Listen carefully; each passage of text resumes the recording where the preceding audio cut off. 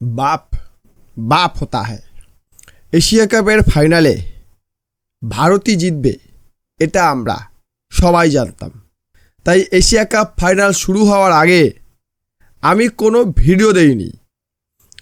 গতকাল আমি একটা পোস্ট করেছিলাম মাত্র টস হওয়ার পরে। সেখানে একজন কমেন্ট করেছে, এখন থেকেই এতটা বাড়াবাড়ি ভালো নয়, ভারত ম্যাচটা জিতলেই হবে, ভারত মাতা জয় হোক। এনার নাম মলয় রায়। ওকে, আপনার ডাউট ছিল বুঝি যে জিতবো না? যদি আপনার ডাউট থেকে থাকে যে আমরা জিতবো না, তাহলে আপনাকেও কাংলুদের দলে ফেলে দিতে হয়। আপনি কোনো খারাপ কথা বলেন না যে এতটা বাড়াবাড়ি করা ঠিক না, কারণ অতীতেও আমরা হেরেছি। আমরা 2017 সালে চ্যাম্পিয়ন ট্রফি হেরেছি, কিন্তু তখনকার যে পাকিস্তান দলটা ছিল তবুও ভারতকে তারা চ্যালেঞ্জ দিতে পারত। বর্তমানে যে দলটা রয়েছে এই দলের ডিসিপ্লিনের অভাব রয়েছে। যদিও পাকিস্তান দারুণ কামব্যাক করেছে, পাকিস্তান ক্রিকেট দলটা এশিয়া কাপে দারুণ কামব্যাক করেছে। ভারত পাকিস্তানের যখন প্রথম ম্যাচটা হয়েছিল গ্রুপ স্টেজের, সেই ম্যাচে পাকিস্তান দল যেইভাবে খেলেছিল, কালকের ম্যাচে তারা তার থেকে অনেক গুণ ভালো খেলেছে। কিন্তু তারা ভারতকে একটু ছোট করে দেখেছিল, মানে তারা ভেবেছিল তারা যদি একটু ভালো খেলে তাহলে তারা জিতে যাবে। তারা অভিষেক শর্মা, শুভমন গিল এবং সূর্যকুমার যাদবের দুর্বলতাগুলো জেনে এসেছিল যে এদেরকে কীভাবে আউট করা যায়, এবং সেভাবে তাদেরকে বল করেছে এবং তিনজনকেই আউট করে দিয়েছে। ভারতের প্রথম উইকেটটা পড়েছিল 7 রানে, অনলি 7। দ্বিতীয়টা পড়েছিল 10 রানে এবং তৃতীয়টা পড়েছিল 20 রানে। এটা দেখার পরে অনেকে হয়তো ভাবছিল আজকে বুঝি গেলাম, আজকে বুঝি আমরা আবার গেলাম। কিন্তু প্রথম পাওয়ার প্লে, অর্থাৎ ম্যান্ডেটরি পাওয়ার প্লে যেটা হয় 1 থেকে 6 ওভার, সেখানে পাকিস্তান ব্যাটিং ফার্স্ট, মানে ভারত টসে জিতে ব্যাটিং দিয়েছিল পাকিস্তানকে। সেখানে তারা 45 করেছিল, একটা উইকেট পড়েনি। সেখানে ভারতের হয়েছিল 36 রান, 3টা পড়ে গিয়েছিল। 3জন কে শুভমন গিল, অভিষেক শর্মা, সূর্যকুমার যাদব। এগুলো দেখার পরে আমি খেলাটা স্কিপ করে যাই, মানে দেখাটা বন্ধ করে দিই। আমি ধরো ফেসবুক শুরু করে দিই। সেখানে আমি দেখি কিছু কাংলু পোস্ট করছে, আজকে আমাদের প্রিয় দল পাকিস্তান ট্রফি নেবে, ভারতকে দুর্মুষ করে দেবে। সবাই তো আর বাংলাদেশি যে কেউ দুর্মুষ করে চলে যায়, যে কেউ মেরে চলে যায়।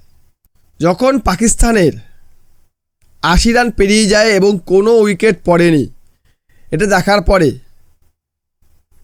আমার সিরিয়াসলি বলবো একটু চিন্তা হচ্ছিল যে কত যাবে স্কোরটা, এবং স্কোরটা যদি 150+ কি 170-80 হয়ে যায় তাহলে চেস করা কিছুটা কঠিন হয়ে যাবে। আমি চাইনি যে ম্যাচটা ওয়ান সাইডেড হোক।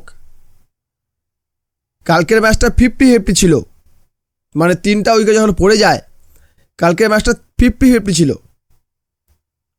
আর এরকম ম্যাচই চেয়েছিলাম, ফাইনালে এরকম একটা ম্যাচ হোক। কিন্তু 84 দেখলাম একটা উইকেট পড়ে গেল, খুব সুন্দর। বরুণ চক্রবর্তী প্রথম উইকেট নিলেন। তারপরে দেখলাম 113-তে 2টো পড়ল, হয়তো 160-70-এর মধ্যে রানটা আটকে যাবে। কিন্তু আমি ভাবিনি পাকিস্তান যেভাবে শুরু করেছিল এর পরে অল আউট হতে পারে, সিরিয়াস আমি ভাবিনি। তারপরে 33 রানের মধ্যে 9 উইকেট উড়ে গেছে। তারা বুমরাকে পড়ে এসেছিল যে বুমরা কীভাবে খেলতে হয়, তারা কুলদীপকে পড়তে ভুলে গিয়েছিল।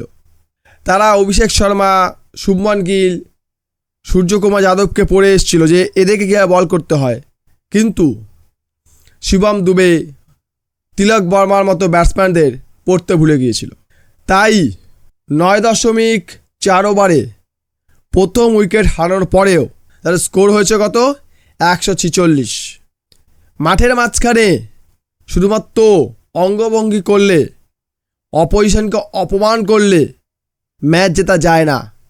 ম্যাচ জিততে গেলে সবার আগে খেলাটা শিখতে হবে। আমি খেলা জানি না, আমি মাঠে নেমে পড়েছি, হয়তো বা আমি একটু আধটু ভালো ফলো করেছি, তারপরে আমি আর এগোতে পারছি না, মুখ থুয়ে পড়ে যাচ্ছি। কারণ আমি তো খেলাটা শিখে আসিনি, আমি তুক্কা চালাচ্ছি। তুক্কা বোঝায় না, যে লাগলে ছক্কা নইলে ফক্কা। আমি এর আগে একটা ভিডিওতে বলেছিলাম যে পাকিস্তানিরা ভারতের থেকে বেশি অ্যাটাকিং ক্রিকেট খেলেছে, কিন্তু তাকে এক্সিকিউট করতে পারেনি। এবং ভারত মাত্র 60% অ্যাটাকিং ক্রিকেট খেললেও তার মধ্যে 80% শট তারা এক্সিকিউট করেছে। অর্থাৎ অন্ধের মতো তারা ব্যাট ঘোরায়নি, পাকিস্তান বা বাংলাদেশের মতো অন্ধের মতো তারা ব্যাট চালায়নি। এশিয়া কাপ 2025-এ ভারত পাকিস্তান তিনবার সামনাসামনি হয়েছে। 3 ম্যাচের মধ্যে একটিও ভিখারিরা জিততে পারেনি।